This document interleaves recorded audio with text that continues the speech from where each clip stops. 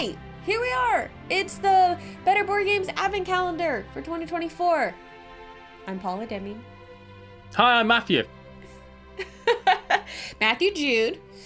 You may know us from the board game comedy panel show podcast we do together called This Game is Broken. You might also know us from seeing our videos on Watch It Played. And I also have... We stream. We stream together. We stream together on Twitch. This Game Gets Dicey, which is a mashup title from This Game is Broken and my comedy sketch series about board games called Things Get Dicey. So there's a variety of places you might know us from. Imagine how successful we could be if we focused in and honed on what we were doing. Oh well. So yeah, it's an Adventskalender, and we've got to pick some games. And those games that we pick are things that we like. That's what people want to hear. What you like, what you hate. Let's talk about 6 what games if we hate. did it? Go. We love to hate. 6 games we love to hate. That's what everyone wants here in the holiday season. The season of hate. Board games. It's all a scam. Everyone's scamming you.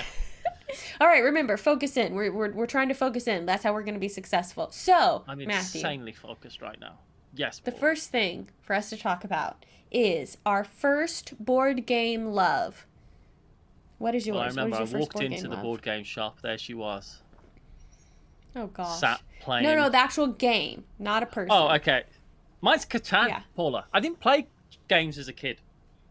I was too busy being serious. Yeah, that's so funny to me. I somehow don't think you were being that serious, knowing you now, but I was certainly not being serious. We didn't have any like board games in the house growing up. We didn't do board games at all. We played card games. Yeah. Like whist and I guess like whist and those kind of like spades and stuff like that. But we didn't play any board games. So my first board game love, I remember I was in Ireland and my friend whacked out a copy of something called Settlers of Catan and we played it and I thought, that was really good. What's this? What happens now? And I ended up buying a bunch of it and I just completely fell in love with Settlers of Catan and all the games that came after that. Ticket to Ride as well, which is still a board game love of mine. And other, like Munchkin and Bang and stuff. But yeah, I think Boss Monster. But yeah, my first board game love was probably Settlers of Catan. You? Yeah. Well, if we go back to my childhood, I did grow up in a family where we played a lot of board games, a lot of classic American mass market games, right? You had love in your family. Rub that in my face. We had Monopoly, we had the Game of Life, we had Mall Madness, we had the Sweet Valley High board game, we had multiple copies of Trivial Pursuit, we had all kinds of Scrabble, lots of the like kind of classic games. You only had the type of games that you could take down a coal mine with you. Yeah. I grew up playing my mother's childhood copy of Clue. And I loved Clue. I love Clue. And that was my first board game love. It was my favorite game. I wanted to act it out more than just play it, which explains a lot about me as a person, I think. And it is Did everyone enjoy that or just you? Mostly just me, I think. Yeah, I think it's probably just you. I wouldn't really play Clue now. I still own a copy of it for nostalgia, but I'm constantly on the lookout for like a better version of Clue, right? Like a hobby version of Clue, that like deduction, murder, mystery solving game that's not just roll to move and whoops, you only rolled 2, so you can't get into the room where you want to make an accusation, so you lose. But you love Ameritrash games. Most Ameritrash games, I would argue, are balanced better than Clue, but... Awkward Guess 2, the Berwick sisters, the case that one, that's the best Clue replacement, I think. Awkward Guess, both versions are great, and we're lucky that there are more and more games like that coming out now that kind of fill my desire for a game like Clue. Yeah. All right, the next one, Paula, is I don't know. Oh, I thought you were going to say it. Sorry, I thought you were prompting me to say the... Great. It's the hottest board game love. Your hottest board game love, and I don't mean in a sexy way. There I was, in a board game shop. Again, not about the person, about the actual game on the table. She was working behind What's your hottest board game love? What game that you think is like hottest game that you also like? I was somewhere else. Yeah, so Yeah, to do I this, could I tell. just went on Board Game Geek, looked at the hottest games of all time, and picked the first one on the list that I love. That's And what I did. Yeah, that's because we're in tune. And I went We down are the too. list all the way down to number 15. I disagree with a lot of the top 100 board games, but all the way down to number 15 is Castle Burgundy, which is one of my favorite games of all time. It's my favorite I game. don't need the newest version of it. I don't. It is nice. I will those who have say it. it is nice, but it's not necessary. But it Functional. is nice to play like a Necessary. beautiful version of a game you love, right? So. True. But yeah, Castle Burgundy. It's just so good, Paula. Well, And what I about it remember is so good? It's just so satisfying to combo off with tiles and get what you need and put it in the right place and mitigate the dice in the right way to get the thing to have a really smart turn and then score a bunch of points and do that before everyone else and get extra bonus points. It's such a satisfying game. And it's one of those games that I was like, Paula, you should try this game. And you were like, I'm fine. And then I was like, it looks boring. And then I was like, hey, looks can be deceiving. You're friends with me, right? Not a cave troll. True. And so I tried it. And it became my favorite game. Yeah. I love Castles of Favorite game of all Burgundy. I love this What's idea yours? though of like what this hottest game love, because I wouldn't say like Castles of Burgundy isn't like the hot game right now, you know, but it's hot in the sense of it's so highly ranked. It is universally, really in a lot of ways, like beloved. The hottest game in terms of highest up on the rankings of Board Game Geek, game that I love, that I would consider a top 10 game for me, is Dune Imperium. I love Dune Imperium. I think it's such a... Hush. We're talking about me right now. I didn't say anything. It's such a... I saw your face.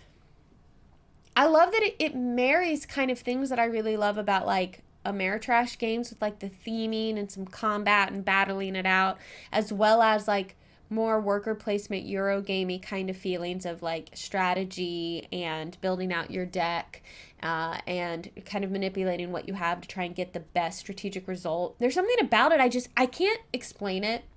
I just find it really satisfying every time I play it. And there's just something about it I like. And I don't really care about the IP. I didn't really know anything about Dune until I played Dune Imperium. So I really like it. It's definitely a top 10 game for me. And I know it came out and everyone compared it to Lost Ruins of Arnak. And which one did you like better? Because they both kind of combine deck building and worker placement. But they are not the same game. I don't think they compare it all. And you can like them both or you can dislike them both. Stop comparing them. They're totally different game experiences. That's me rant over. Don't compare things. Is this the best Advent calendar video yet? You decide. Decide. The final one is your most recent current love. Your newest board game love. So, now, how did you approach we were deliberating this? Did we mean the newest game that was released? Or newest to us? The newest, newest to of the us. year? So we both decided to do the newest game released. Mine, Paula, Yes. we'll finish on yours because that's what people want to hear. Mine is War Story Occupy France. Ooh. Good one. Should I change mine? That's such a good pick. War Story Occupy France. I agree. It's so good. It's so good. I've been talking about it to people. I've literally been talking to Rodney about it. I was like, hey, you should play this game. And he messaged me and said, I'm playing it. I'm already playing it. I'm loving it. It's everything I don't like in a game. It's a choose your own adventure, thematic, narrative driven nonsense, which I dislike. But I tell you what, this is fantastic. It's so good. It works. And I could go on about it for absolutely ages, but the mission you go on, the story it tells is really cinematic as you kind of go behind enemy lines and try to do these daring espionage kind of situations and not die, and the people you take on could absolutely do that. But there's nothing in the game other than your decision with all the information that you've gathered so far and trying to put the right people in the right place and then hoping, right? Hoping that you made the right decisions. The people with the right skills are in the right places, because you're going to judge your skill value based on what you've assigned there, the stats of the characters you've assigned to those different tasks, and that's what determines if you succeed or not. Every decision feels important and meaningful, and it's every really, decision is life and death. Yeah, I agree. And there's a little bit of mitigation. And it feels that way. Yeah, it's great. I loved it. It does a great job. I think War Stories could be the next big series of games. I think they could run with this and make a bunch of them and set them. They could do lots of different versions. They could make it like horror stories, and each one is where you're a group of kids running away from an axe murderer. You could do anything with it. It's such an amazing system. What's yours? Totally. I will say quickly that I wouldn't recommend War Stories Occupied France for kids. I think it's like just subject matter wise, I would call it like a PG-13 game. I disagree, actually. Okay. They've got to learn the horrors of war. They have to learn the horrors of war immediately. Play it with your 6-year-old niece and see how she does. My pick for newest game, I think game I'm liking the most that came out this year is River of Gold. I really like River of Gold. I won't bother. It's right there. Oh, your beautiful copy of it. I need to get a copy of this game. I'm sure it's here, right? Somewhere out of frame. Right? It's such a beautiful looking game. It's worker placement. It's very Euro game, but yeah, that's true. Gosh, I just it's beautiful to look at. It feels good, like tactilely to play. It's just such a lovely production, and it's not super complicated to learn. It doesn't take too long to play.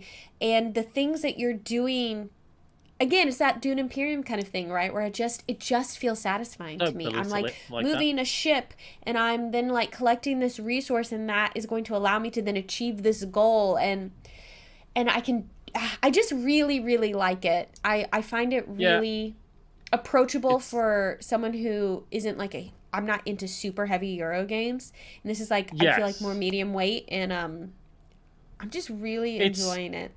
It helps how beautiful it is and all the artwork and stuff. Yeah. I think it's cool with the engine that you can kind of build with some of the special powers that you can get and upgrades you can do, and it's very interactive, and you are given some restraints which really help give some focus to it. It's just fantastic. Oh yeah, it's one of my games of the year. And the goals. You're trying to there's specific goals you're trying to race to achieve for points. And I love when a game does that, because I can get really bogged down and there's so many decisions, which way do I go? And that gives me a focus immediately to work toward. And that really helps my gaming experience in general. So yeah, I say River of Gold for me. That's it. Cool. That's the list. That's the games. We've done it. We've done it. I just realized I should have done green and red lights behind me instead of purple, because this is an advent calendar. So happy holidays. I hope you're enjoying this time of year. And I hope you enjoyed our list. Big thank you to Better Board Games for having us. Yeah. Yes, thank you so much for inviting us to do this. Let us know down in the comments and stuff and interaction. What did you think of our picks and things? Yeah, what did you think of Paula's picks? Pick those picks apart. Pick those picks apart. Bye. Bye. Thank you so much, Paula and Matthew, for being part of our Advent calendar this year. Great choices, and I'm also always looking for a better version of Clue. Morgen um 8 Uhr geht's weiter mit dem nächsten Beitrag und dem nächsten fantastischen Gast hier im Better Board Games Adventskalender. Ich hoffe, ihr seid wieder mit dabei. Und wenn ihr einen der bisherigen Beiträge verpasst habt, dann findet ihr die hier auf der Seite verlinkt. Bis dann.